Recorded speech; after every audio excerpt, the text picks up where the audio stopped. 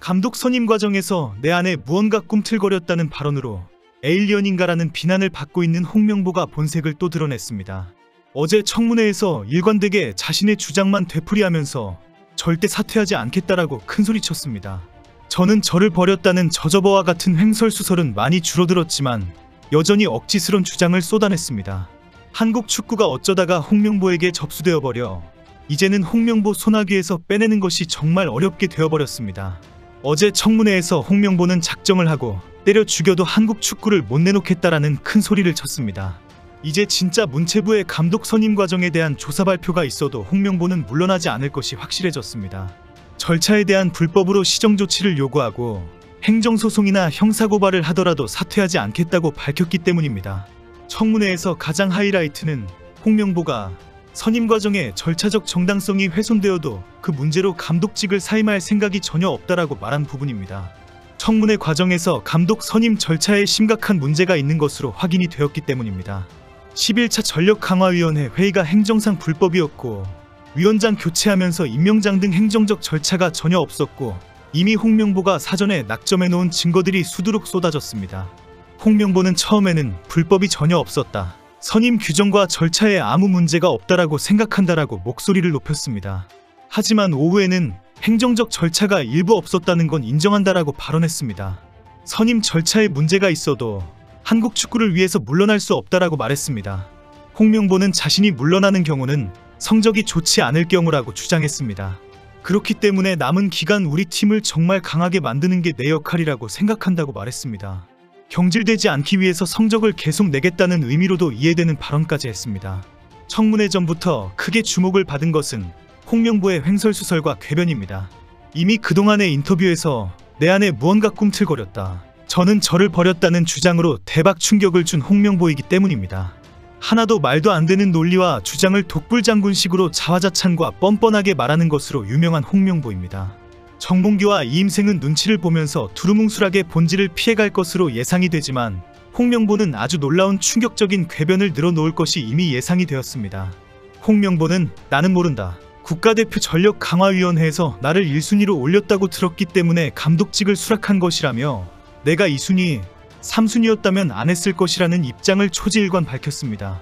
특히 이임생 이사가 집에 직접 찾아가서 부탁했는데 특혜가 아니냐는 지적에 홍명보는 부탁이라는 말은 맞지 않다며 이임생 이사의 역할은 감독 후보와 접촉하고 협상을 하는 것이라고 반박했습니다.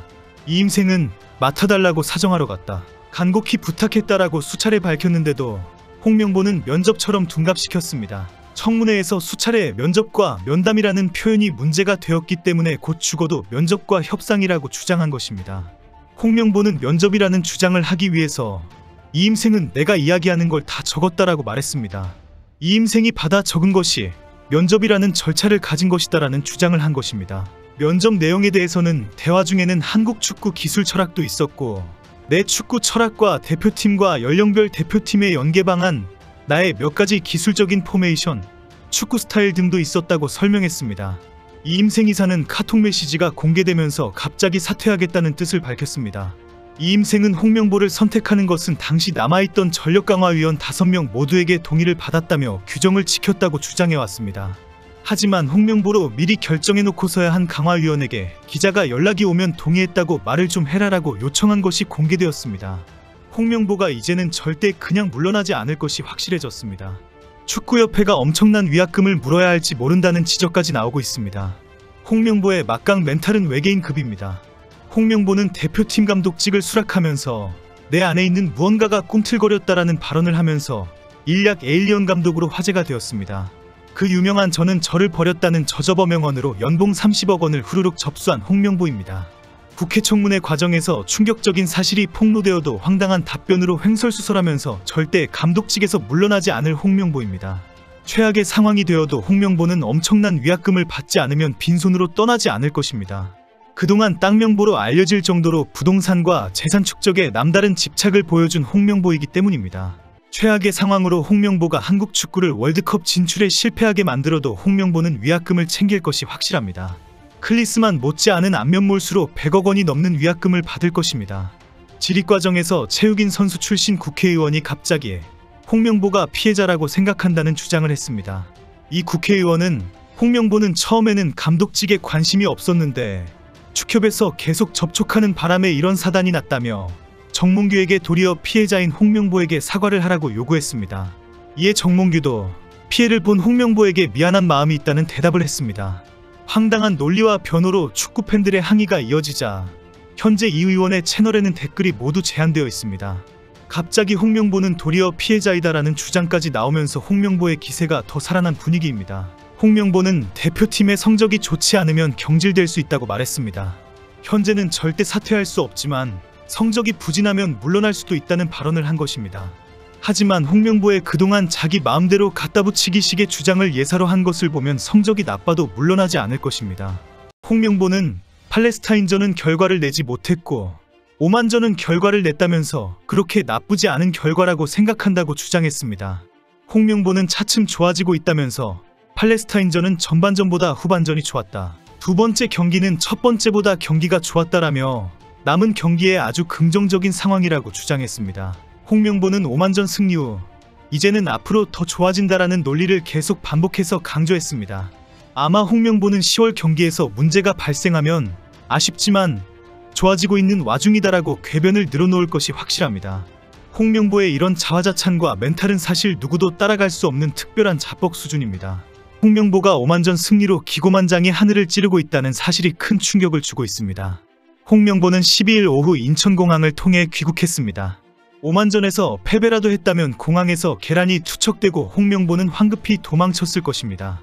당초 홍명보 감독의 선임과 팔레스타인전 졸전에 항의하는 축구팬들이 공항에 모여 홍 감독에게 계란을 투척하며 사퇴를 요구한다는 계획이 인터넷에 돌았습니다. 하지만 오만전에서 손흥민의 원맨쇼로 홍명보를 향한 시위가 완전히 사라졌고 공항은 썰렁한 분위기였습니다. 이런 상황에 놀랍게도 입국한 홍명보의 태도가 의기양양합니다.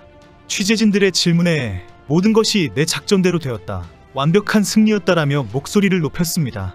경기 후 국내에서 일제히 홍명보의 축구는 없었다. 손흥민이 아니었다면 큰일 날 뻔했다는 비판이 쏟아진 것을 아예 모르는 것처럼 기세가 당당했습니다.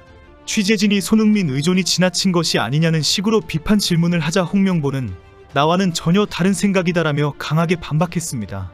실제는 오만전에서 선수들이 자신의 작전대로 잘 움직였다고 주장했습니다. 홍명보는 경기 운영 중 분수령 시간에 전술적으로 변화를 줘서 맞아떨어졌다라며 자신의 전술 변화를 내세웠습니다. 자신의 전술 변화대로 잘 움직인 것이기 때문에 손흥민 의존이라는 지적에 동의하기 어렵다라고 쏘아붙였습니다. 특히 선수들이 자신의 지시에 전술적으로 충분히 선수들이 후반전 30분 남겨두고 완벽하게 잘했다고 생각한다고 반박했습니다. 한국 축구가 어쩌다가 홍명보의 소나기에 잡혀버렸을까요? 정말 그 소나기에서 벗어나게 할 수 있는 방법은 없을까요? 축구 팬들의 고민이 깊어지고 있습니다.